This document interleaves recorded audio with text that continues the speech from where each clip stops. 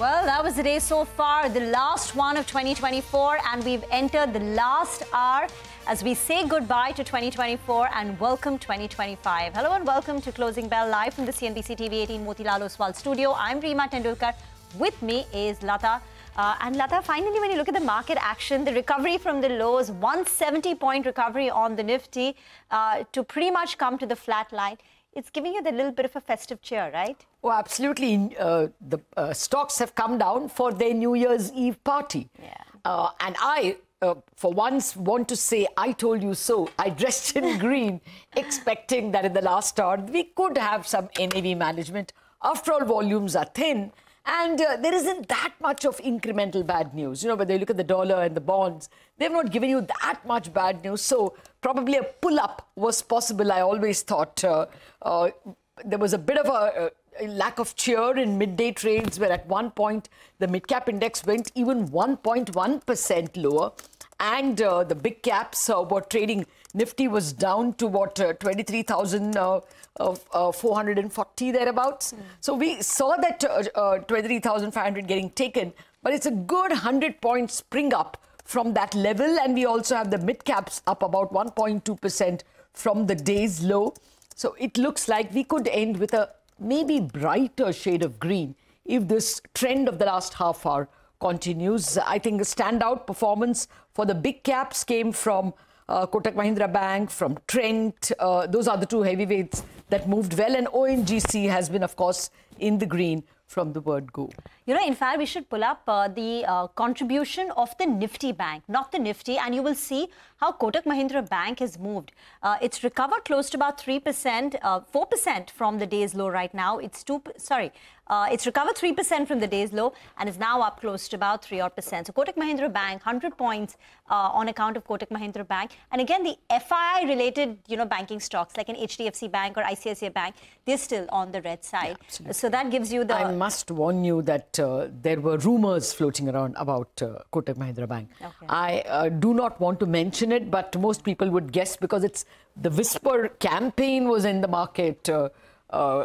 But I think that could be behind this positive reaction.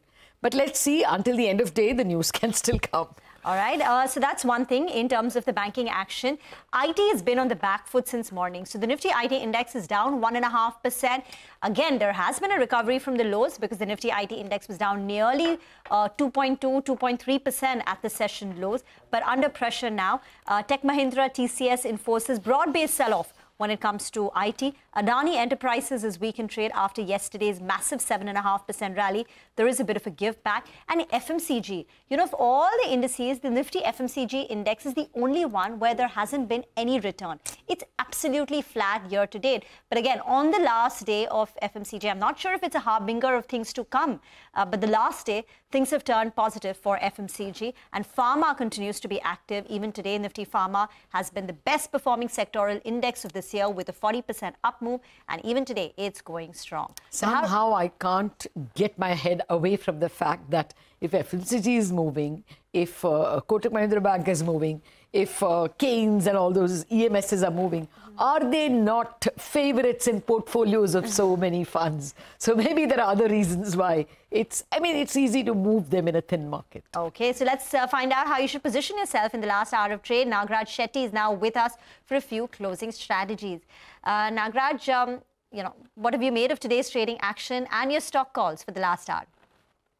Hi, good afternoon, Reema. Nifty has been in a range-bound action over the last 5-6 sessions. We may observe that at the higher levels, 24,000 has been a strong resistance, and at the lower level, Nifty has showed some smart upside bounce from near the support of 23,500 levels. I think this range is going to be remain for at least for some more sessions, and having moved up from the lows of around 23,500 levels, we could see some more upside bounces coming in for the Nifty in the next 1 or 2 sessions from the lower levels.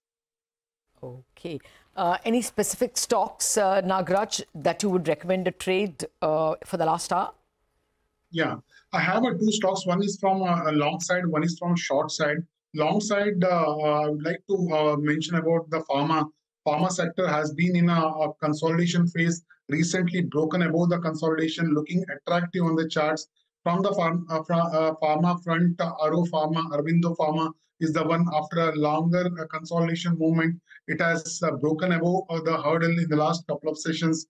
Currently trading around 1335 levels. Overall chart pattern is looking positive. I am expecting this to move up towards the next upside target of around 1435, 1440 levels, and one can place a stop loss at 1290.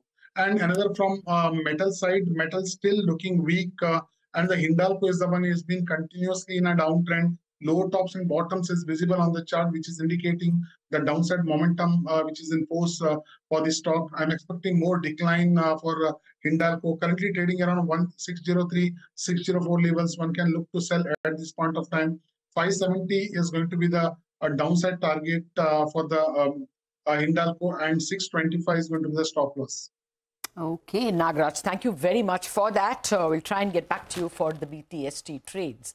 Now, Rima began by saying that stocks have come out for a New Year's Eve party, perhaps. Well, that's what we have laid out for you. As we wrap up on this year, in the final hour of trade for 2024, let's look at the top 5 winners and losers from different sectors of the market. Our research team is standing by with the full list. Well, as you can see, the team is out in all its grandeur.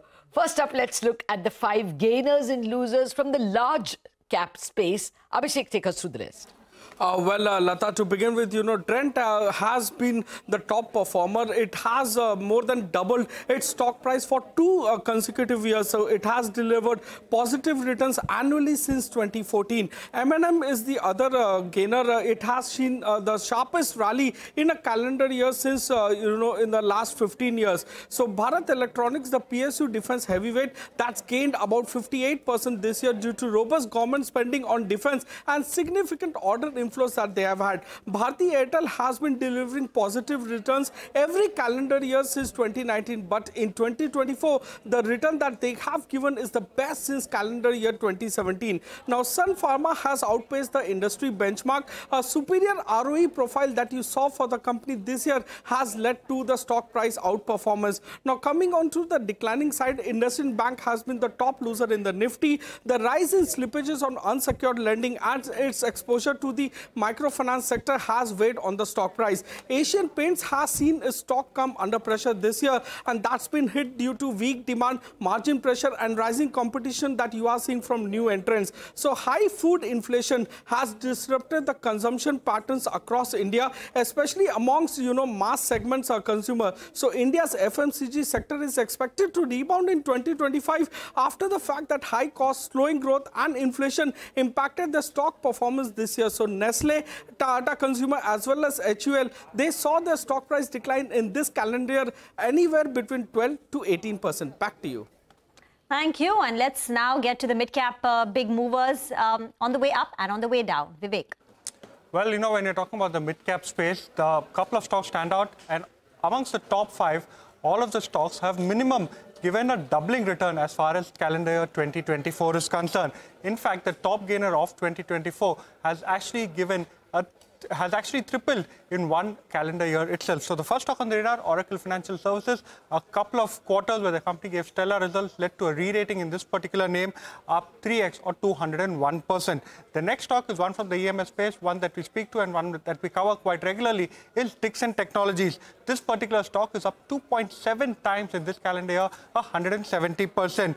PB Fintech, the other stock, one stock that actually saw quite a bit of volatility given the company's likely foray into a backward integration of healthcare. But despite that, this particular stock up 162%. BSE, both of the exchange stocks did quite well, but BSE outperformed 140% higher. And RVNL, railway stock, making its name in the top 5 of the mid-cap space, up almost 135%. But when you're talking about some of the laggards, quite a few stocks have eroded significant value. First on the list is Vodafone. The stock has actually halved in 2024. Along with that, the next 4 stocks are stocks either from the banking or the NBFC space, and most of these stocks have one theme in common. Most of them are actually having significant pain as far as MFI or rural portfolio is concerned. So Bandhan Bank down 34%, AU Small Finance Bank down 30% for the year, IDFC First Bank down 29%, and Poonawalla FinCorp, which had a very weak Q2, this particular stock too is down 29%. Overall, the gainers in this point of time have actually given stellar returns. The top gainer has actually doubled or tripled your money in 2024. Oh, absolutely, Vivek. It's absolutely breathtaking, the kind of returns we've got from the mid-cap stocks. So the mid-cap index rose 24% this year, and the small-cap index 26.5%. So obviously, there are some stellar winners. Actually, speaking of small-cap, Upasana is here to tell us what went up and down in the small-cap space. Well, this year was all about the mid and small cap outperformance. Now, coming to small caps, what are the key gainers out there? Well, EMS was one of the themes that was buzzing in this year, and even there is a positive outlook for the upcoming years on the back of its capacity expansion and PLI. Now, Kaynes Technologies is one of the stock that has been an outperformer, gained nearly about 178%, followed by Dixon. Amber Enterprises also is one of the star performers, up nearly about 134%. Aegis Logistics is the next one, up nearly about 134%, followed by Blue Star, which remained in focus throughout the year, up nearly about 127%. And lastly, IFCI Limited also remained in focus, gained almost about 106%. Now, coming to Lagard's, it's mainly the media and NBFC space. Now, Z Entertainment tops the list with a loss of 56%. Credit Access Grameen down about 44%. RBL Bank down about 44%. Tanla Platforms down about 39%, followed by Aarti Industries, which eroded nearly about 36% of its value. And lastly, IFL Finance down about 28%. Now, let us look at the gainers in terms of NSE Small Cap 250 Index. It is topped by GE Vernova TND India, which was up nearly about 307%. KFintech 219%. Motilal Oswal Financial Services also was up nearly about 200%. Anant Raj also was one of the stocks that remain in focus with a gain of nearly about 191%. And Kaynes Technologies, as highlighted earlier, was one of the key gainers in this index with 178% gains. And lastly, Godfrey Phillips also remained in focus with a gain of nearly about 146%. Eye-popping returns over there. Thank you, Upasana, for highlighting that. But let's move on now to the commodity space, because that wasn't bereft of drama and big action. Manisha is here with a wrap.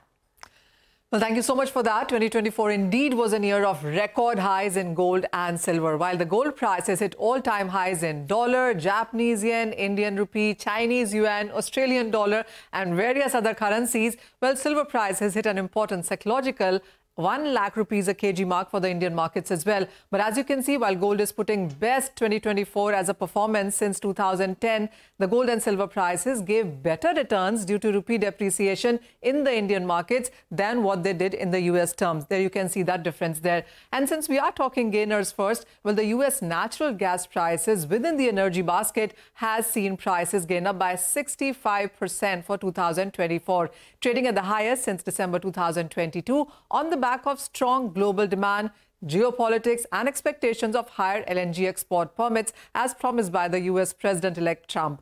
Well, the rest of the energy pack, as you can see, has seen a bit of a decline continuing. The Brent is down by nearly 4.5%, while the WTI crude prices also are down nearly 3% there. This is happening on the back of weak Chinese demand. But staying on yet again with the gainers, let's talk about coffee, cocoa, and these prices also hit record highs in 2024. While the Arabica coffee hit record highs at $3.5 a pound, gaining around 70% in this year, you also have seen the highest levels of 1977 come in for this one. Robusta, as you can see, is up 90% in 2024, and cocoa prices hit all-time highs, gaining 160% in this current year. In 2024, the base metal prices also started the year as the weakest commodity asset. But it was by the mid-May that you saw the prices as best performing in sense of an asset class, as funds invested in metals that were going to be used in AI and green transition. But by the month of July, the global manufacturing was declining and China economic data wasn't improving either, taking the metals sharply off its 2024 highs. But closing in green, especially with zinc performing with 15% of gains. And you also have seen copper and aluminum gain anywhere between 5 to 7% onto this one.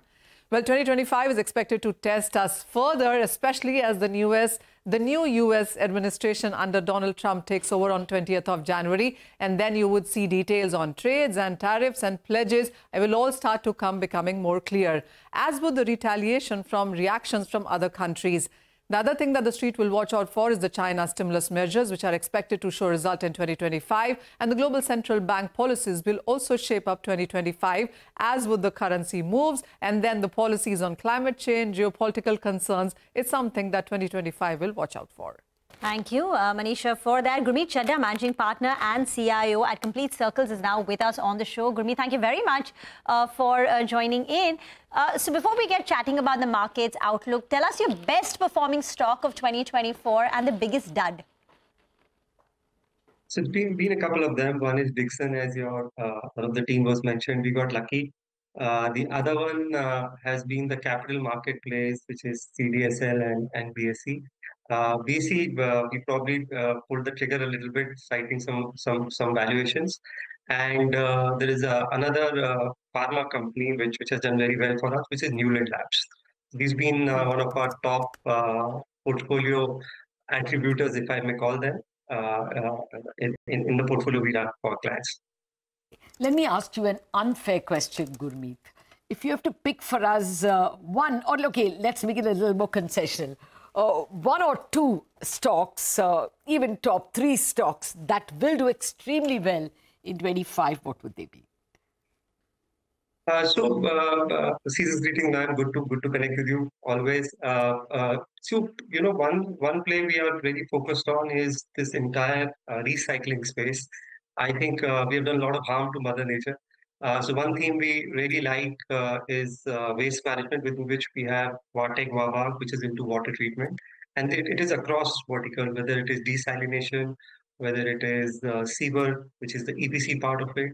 So to me, it's more emerging like a water technology play. So for example, we desalinate today at much higher cost. Dubai has been doing it at 10 paisa. We sell water at about 45 paisa a liter, which is too high. And with 19% of the world population, we just have 2% usable water. So huge opportunity here. Similarly, in that we have a company which is Ganesha, which is to recycle plastics. So one theme which we really like is waste management. The other one which we are very now focused on is the new energy transition play, which I think is not getting reflected in the Nifty. So one stock which we added recently is Precision Camshaft, which is into retrofitting. So India is a very difficult market. Retrofitting is converting diesel vehicles into electric vehicles. It starts with vehicles which less than 5 tonnage. So Camshaft is their bread and butter product, where they are market leaders. In fact, they're the third, fourth largest globally. And retrofitting is something which is very new. They've just got a 500 order from Telangana. And a lot of state policies have now included retrofitting as part of the FAME subsidies and other subsidies you do. So these are some of the new ideas we are looking to add, and some more ideas in the defense tech space. Okay. Oh, well, more strength to you if we can have waste management companies not just, neutralize the harm we have done to Mother Nature, but also make money for us. But just revise your name again: Precision Camshafts, Vartec Vavag, and which was the other one? Ganesha Ecosphere, which is into recycled plastic. Okay. Oh, that's excellent. Gurmeet, what a pleasure listening to these ideas from you. Sectorally, what would you be bullish on in 2025? Would it be still good to go with the winners of run with the, the winners of this year, the EMS e-commerce? So one is the new age space, which I like. I don't think so. The Nifty of today reflects what India is going to be and how India is transitioning in terms of consumption over the next few years. So we like the names like Zomato. I think Blinkit, the number of orders will go up from, maybe 10 lakhs to probably 20, 25 lakhs in a very short period of time. All of them are doing fundraise, whether it is Zepto, Swiggy, now Big Basket has just concluded a round of almost $1 billion. So here the winner takes all. So I think anybody who gets to 60% takes all. So I think that's one space we are extremely positive, and these dark store concept or hidden store concept, which basically uses technology and they are pre-packed stuff. That is how it gets delivered in 15-20 minutes. So I think this is one space which looks interesting. Similarly, marketplaces like PB FinTech, I think look extremely interesting to us. We are tracking some more new age companies, in this space. And the other big theme would be healthcare. I think with or without biosecure law, I think pharma outsourcing will take bigger and forward strides as we move ahead. And I think this is more to do with geopolitical. Also, with the fact that US actually believes that the future of the warfare is biological warfare. So I think the opportunity is huge. Our market share is just 2%. So we are tracking a lot of names. We have Laurus Labs and Newland in the portfolio. There's a company which we like, which is Bliss Pharma, which actually makes suppositories. Suppositories are basically something which you give physically for to patients who can't take medicines orally. So it's one of the large manufacturers of suppositories and pessaries there. Then we have more names like Hikal, which we are studying. So a lot of molecules are in phase 3, phase 4, where the commercialization rate is almost 50-55%. China's market share is in double digits. So this could be what our IT outsourcing moment in late 90s, the way healthcare is positioned right now over the next few years. What have you made of easy trip planners? Perhaps have you ever tracked it? The Dishant Pitti, who held about a 49.81% stake when the company went public, as per the RHP, is now looking to completely exit. Step by step, he's already done a tranche before, and now another 14%. And we understand so far he's not managed to conclude the block deal. So what have you made of, the way this has transpired? So, we had some insights on it because some of the other founders who sold their company to Eastmatrip were our clients actually.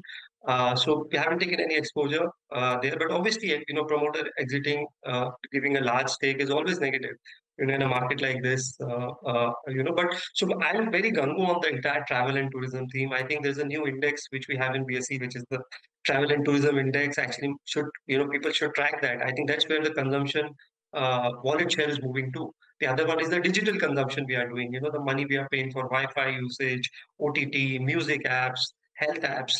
So, the consumption basket is changing, especially the urban one, and that is what to play. So for now, we have, Indigo in the portfolio. There's been the Gangwal stake sale is now mostly behind us. I think fuel prices have stabilized. Indigo is gaining market share. This year, they're already guiding for 15% growth in number of traffics, adding new routes. I'm amazed by the efficiencies they bring in.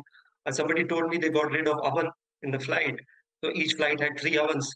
That led to a fuel saving of more than 1,000 crores a year. So I think on operational efficiency, I think it's amongst the best in the world. So that is something we are looking at. Some of the airport consumption plays, Rima. That's becoming a new luxury and consumption center. The airport model is changing, so we are tracking some of the names there as well. Okay, that's a bunch of names and ideas. Gurmeet, always a pleasure listening to you. Thank you so much for hand-holding us all through 2024. Wishing you a brilliant 2025. Thank you so much. Thank you, sir. Okay, as we step into 2025, CNBC-TV18 has asked some key questions that you would like to ask experts. How will the Nifty perform in 2025? What are the sectors and themes to bet on? Will the faltering GDP growth revive in 2025? Will the Reserve Bank start cutting rates in 2025? We will ask, or we have already asked experts on your behalf. Stay tuned for the most comprehensive market poll that airs tomorrow on CNBC TV18.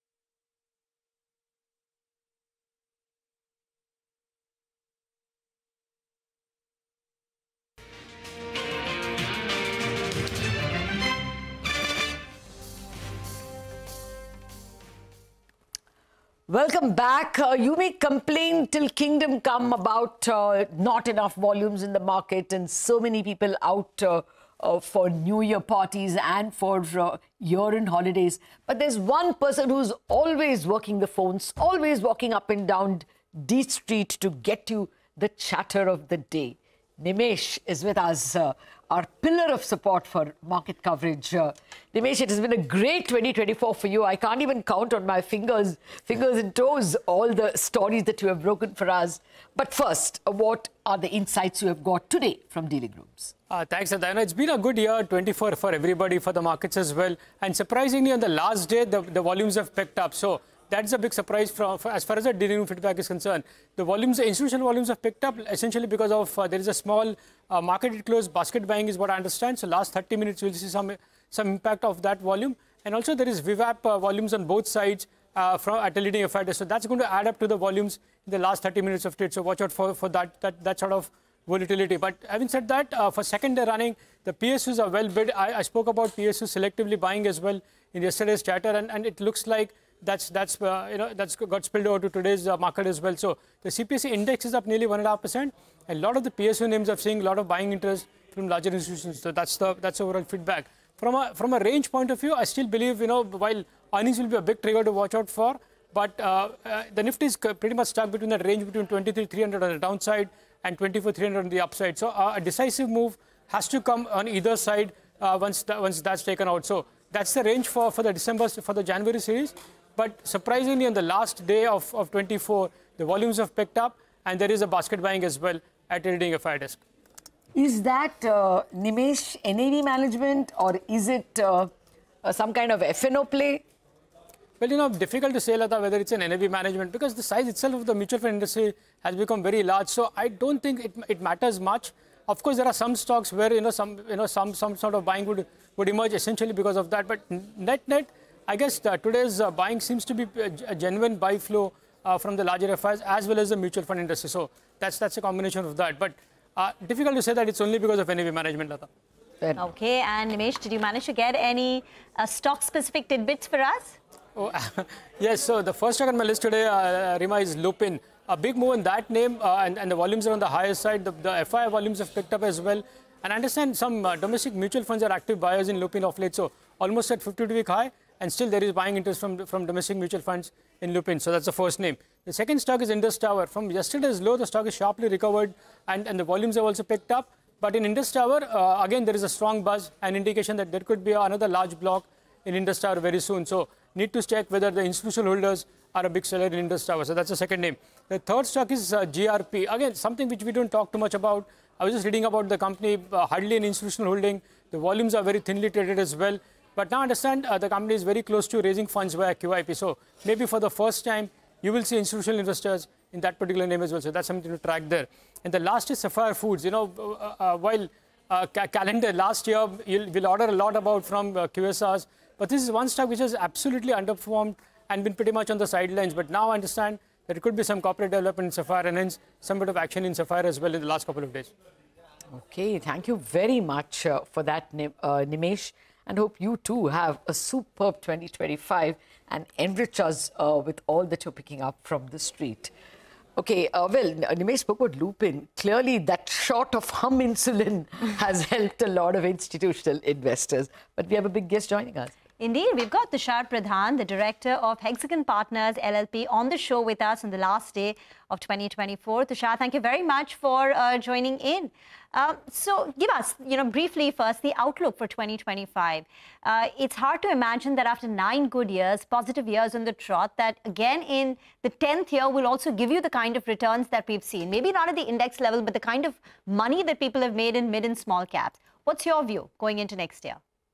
Yeah, I think there is always a mean reversion to all markets, and we all get worried, especially the more statistically oriented, to saying that there has been 9 significant years of positive performance. So is this a year for where the mean reverts?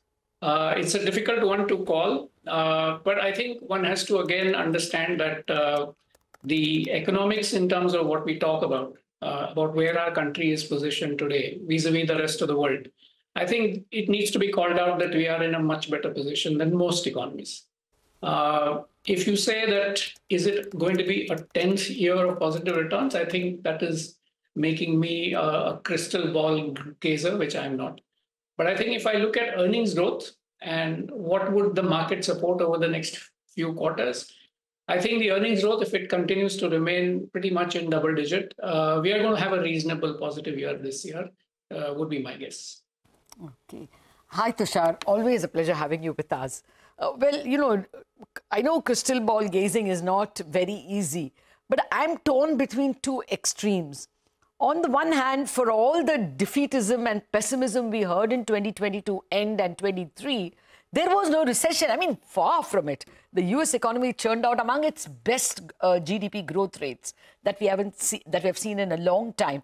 The Indian economy, yes, 5.4 may have been a disappointment, but overall, a 6.5 or 6.7% growth is to kill for in a world like this. So should we be go with those optimists, or should we worry about the fall in urban consumption, which clearly stocks FMCG stocks? And right now I'm reading data about US credit card defaults jumping to their highest level since 2010. So unsecured loan seems to be everybody's problem. Which way would you tilt? Again, as I said, I think we generally tend to make a overall prediction for the market as such. But the market is made up of many components, especially so very startingly in the US, where the Magnificent Seven seem to have led most of the gains in the market. And if you look at the rest of the 493 stocks, you will hardly find companies which are, even near to the kind of returns that these seven have managed to make. And when you have a stock-weighted index which weights in favor of these large caps, especially in the US, you get the kind of return that we've seen. So it is not really the US market that we are talking about. And when we talk about the economy, it's much more broader. And people then try to look at a K-level recovery where there are a certain segment of companies which will do exceedingly well, no matter where the rest of the economy likely to go. I think in India, we will not have a similar kind of recovery. India is a lot more, I would say, homogeneous market. I think there are a lot of contributing factors which will lead to market progress here. And I'm more optimistic that in India, there will be a more widespread, I would say, all-inclusive growth, as opposed to in the US, where it was sharply in favor of certain companies. In India, I think the game is really about increase in productivity. What we're going to see is not just pure earnings growth, but earnings growth coming out of significant technological inputs in terms of having companies perform better, which is a structural change. So I would vote for the fact that India will do well on the basis of pretty significant earnings growth coming in for this year as well as the next. Tushar, so construct a portfolio for us starting 1st of Jan. For every 100 rupees that you have in terms of incrementally that you need to put in the market, how would you position it? I think it's very important to understand that the financial part of our economy, which is going to drive the entire growth forward, has actually been lackluster in the last year. If you look at private banks, even if you look at certain public sector banks, they've not really participated in the kind of growth that we've seen elsewhere in the economy. With a significantly different balance sheet that we will see for them here, which is probably the lowest level of NPLs that we've seen in a decade. Pretty secure equity capital, as in adequacy, as we call it, and pretty benign interest rate scenario in the sense that we are not looking at a very sharp fall from here, which will indicate that their net interest margins are likely to be very, very, I would say, robust going in the future. Given the fact that they've really taken a lot off from valuations, I would definitely make financials a very large part of my portfolio to begin with. I will follow that up with companies which are export-oriented. We already have seen some sort of a indication of a strong dollar, what it means for the emerging market currencies. And I think as long as we then become a lot more competitive on the basis of the currency, or just the fact that your reported earnings will be so much more attractive when you have a falling rupee, I think that's my second bet. And that actually goes across sectors. And the third bet I would think would be on companies which are really focused on domestic manufacturing, because that is something that we've not really seen come through. We've seen capex done by public sector units. We've seen general government capex coming through, but we have not really seen the private capex take off. If any of that happens, we will see a lot in terms of process industries as well as manufacturing actually take off in India towards the last half of the next financial year. And I think that would be my bet to make up the third element of my portfolio. As a satellite part of the portfolio, where I would say, where else would you put your money apart from these three main sectors? I think I will take a selection of some pharma. I would take some, I would think construction along the way, because that is part of the game that I think the next year is likely to make. Okay, that's most helpful, Tushar. For those who are building their own portfolios, that's a lot of good advice. Thank you very much for being with us through 2024, and hope you have a laughter-filled, fun-filled 2025. Thank you. Thank you so much. Okay, as we slip into a break, here's some good news for our viewers. India's business news leader is now just a click away. Introducing CNBC-TV18's all-new app. Get instant access to breaking news, in-depth articles and financial world updates at your fingertips. Download the CNBC-TV18 app now from the Apple Store or the Google Play Store.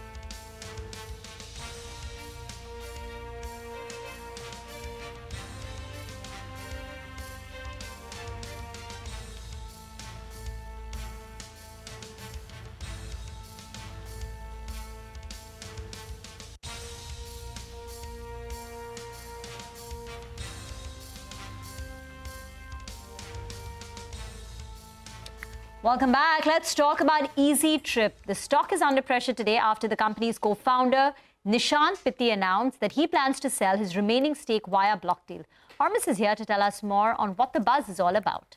Now, there's always a way Easy Trip finds its way to be in the headlines. Now, be it the Maldives controversy or its foray into different businesses beyond its core business, there is a lot to talk about it. Now, let us take a look at the company and what is the latest that has brought it back into the spotlight. Now, news came in on Monday evening that co-founder Nishant Pitti, one of the promoters, plans to exit the company by selling his remaining 14% stake via block deals. However, today, only 1.2% of that stake has been sold, based on the data last checked. Now, at the time of its IPO, the shareholding in EaseMyTrip was divided among Nishant, Prashant and Rikant Pitti. Now, Rishant and Nikant had majority of the shareholding, while Prashant had a negligible stake. Now, post its IPO in March 2021, Nishant and Rikant were down to 37% each, while Prashant's stake remained constant. Now, by June of 2022, both Nishant and Rikant gave 5% each of their stake to Prashant, taking his stake to 10.5%. Now, as of December last year, more than 65% of Nishant Pitti's 28.7% holding was locked up.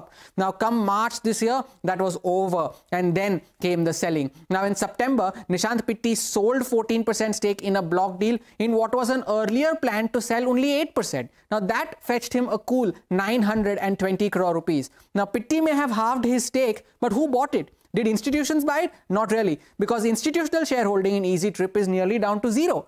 Now, what started off at almost 6.25% at the time of its IPO 3 years ago, domestic mutual funds now have only 0.2% stake in the company. So who's got the stock? No prizes for guessing here. Retail. Now take a look at this. Now, similar to domestic funds, retail too started off at around 6% during its listing in March of 2021, and come December this year, that stake has gone up to 34%. So retail investors technically own 1/3 of the company. Now, in absolute terms, there were almost 50,000 retail investors in EaseMyTrip during its IPO, and that number has gone up to almost 10 lakh by the end of December this year. Now, in January, Easy Trip had suspended bookings to Maldives following a diplomatic row, on a move that was later reversed in October. Now, however, during this period, the number of retail shareholders in the stock has doubled. The EaseMyTrip has on numerous occasions dangled this bonus issue carrot to keep the retail flock interested. It announced a bonus issue in February of 22, another one in November, during which it also announced a stock split, and another bonus issue came in as early as October and November of this year.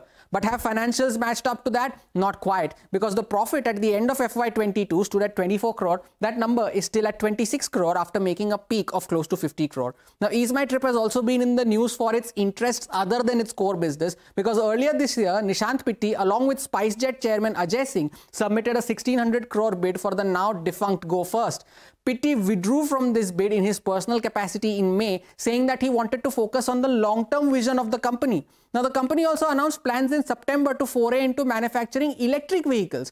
A travel company making EVs would leave many question marks, but the kind of market that we were in back then, the stock went up 11% post the announcement, only to fall 6% the next day. So what next for EaseMyTrip? Now, to be fair, there are multiple questions that need to be asked. Will Nishant Pitti be able to sell his remaining stake? 2, if he does manage to do that, will other promoters also follow suit? Will retail continue to pile into the stock on this lure of bonus issues and stock splits and so on and so forth? And lastly, all eyes will be on the December shareholding pattern that could be up anytime next month. Now, it's been 4 years since Easy Trip went public. It has had its moments, both good and bad, but the trip ahead is anything but easy. Okay, that's a fascinating story that you're telling us, Hormuz. I mean, the kind of mistakes and the kind of lures that retail investors have been fallen to over the years. November, I mean, look at the bonus issue and the stock split. The stock fell from 73 rupees to 15 rupees practically in 1 month. It was all share dilution, but it was not shown in terms of profit. Thank you, Hormus, for that. But just about 15 minutes left to wind down and bid adieu to 2024. Nagraj Shetty is now with us for a few BTST calls. Nagraj. Yes, market has been in a range-bound action. Nothing has changed significantly over the last 30-40 minutes. And I'm staying with the main call of Aurobindo Pharma on the pharma, which has been outperforming since last many sessions. And one can look to buy BTST at the same levels I mentioned. Currently trading around the same level, 1335 level.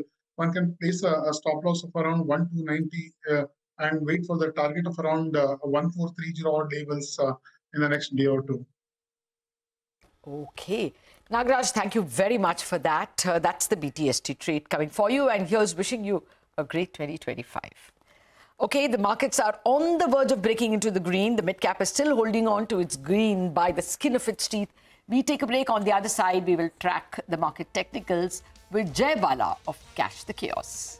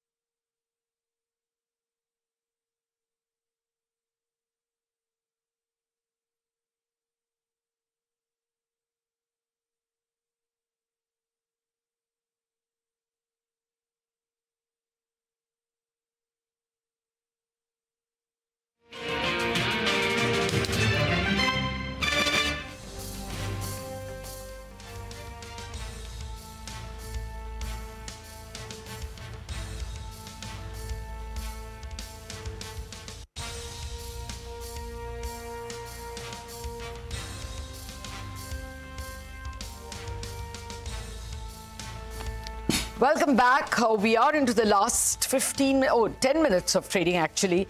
And there's a bit of green that you can see on the Nifty, just about flat. Let's invite the technical expert, Jay Bala of cashthechaos.com. Jay, always a pleasure having you with us. Thank you very much for sparing time.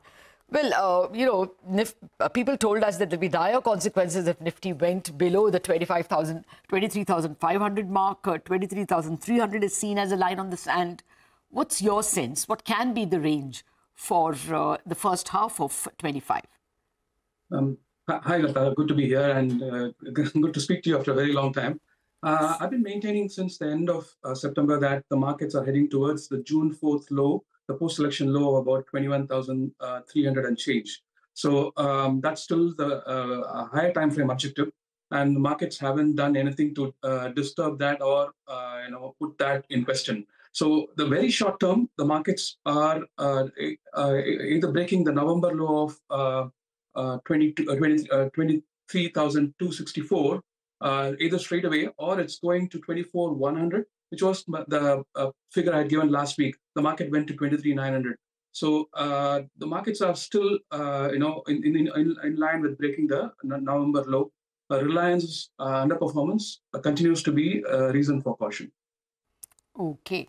Well, that's the kind of the support, if you please, as you say, 21,300. If you have to look at potential springing up from those lows, what kind do you think 2025 ends with gains? How much? Yeah, fair question. As of now, I'm working with this being just a correction within the larger bull market. There were three options in front of me. One, I'm taking the least bearish view. For that itself could bring the market down to 21,300. The intermediate supports there on the way to 21,300 is about 22,600, and then 22,000, and then 21,300. But what could happen post that, we have to wait and evaluate. I anticipate the first half of 2025 to be negative. Post that, I anticipate a bullish resumption of the markets and go past the all-time high. But that is just a roadmap. I'm very flexible about it. I'm open to a deeper correction because the signal from the US markets is that the technology stocks have possibly topped, and it's due for a very sharp correction. If that were to happen, the IT index, which is not yet broken down, that could break below 41,000. So watch out on the Nifty IT index. 41,000 is very crucial. And as the signal from Bitcoin, a risk-off, risk-on measure, is signaling it's clocked a very important top. I've been pointing that out for the last 2 weeks. I think Bitcoin is likely to halve from the peak value of 108,000. So I'm anticipating about 49,000. So risk-off is the signal from the markets.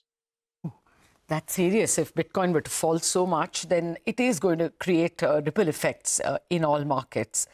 Let's go stock-wise. The winners of this year in the Nifty, at least, has been Trent and M&M. Basically consumer discretionary if you were a fundamental analyst. Are those continuing to be good bets in terms of charts as well? Yeah, Trent has been an amazing stock, and I believe it's got a long-term potential, but in the short term, I think it's got corrective downsides to work with somewhere about 5,000 mark. So, it's got a little bit downside. And if you look at the India Consumption Index, it's got a reversal signature in the medium term. And I pointed out in October, the FMCG index, is, in my opinion, has clocked a very significant medium to long-term top. So the consumption space isn't actually very positive. I even pointed out the ITC might have clocked a very long-term top.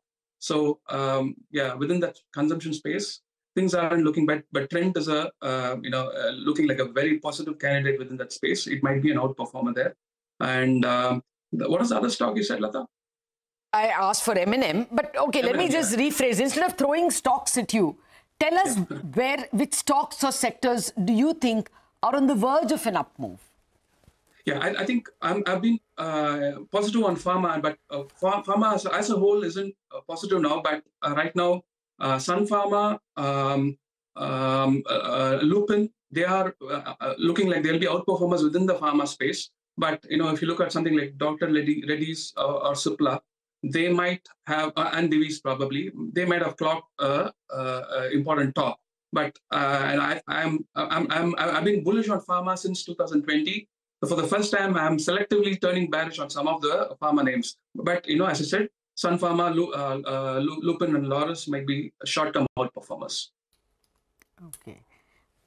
Any long-term outperformer? What I mean is anything that looks like turning upward. Yeah. I have two picks for today. Both are short-term, and I'm cautious on the long side. So play the long side with, if you normally play, say 1 lakh, you have to come down to something like 10,000. So basically you have to come to 1/10 of your original position sizing. So with that in mind, I'm bullish on Godfrey Phillips, probably heading for fresh 52-week highs, along with the objective of 6,200 for the short term, and then higher on. Stop loss is 4,700. As far as other stocks which might turn up, I'm a just-in-time guy, so I'll wait for the markets to come towards the June 4th low and then reassess what are likely to turn up. But as long as the Nifty IIT index manages to hold above 41,000, there might be some winners there. TCS excluded. TCS is looking quite weak. I've been bullish on Coforge and Persistent. They're also coming to an important resistance and probably turning down for a correction. But if the markets were to drop like I anticipated, I'll try to turn bullish on the Nifty IT index. Okay. This year, TCS is up only 9%, and it's underperformed Infosys, which has seen a gain of close to about 20%. And this Q3 would be the third consecutive quarter where Infi's growth rate is expected to be more than that of TCS.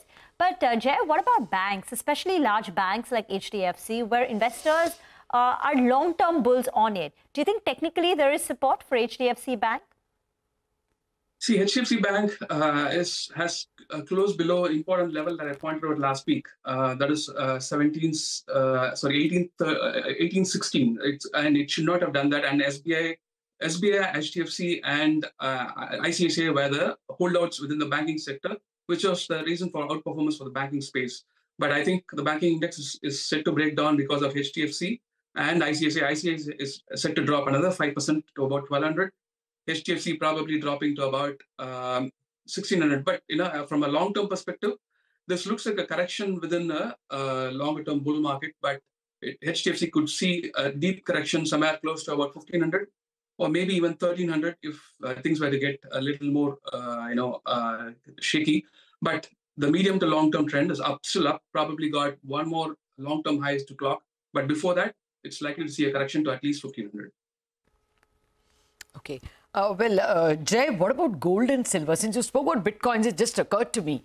Gold was making a lot of money for people all the way up to maybe November, and then we started seeing a bit of reverses.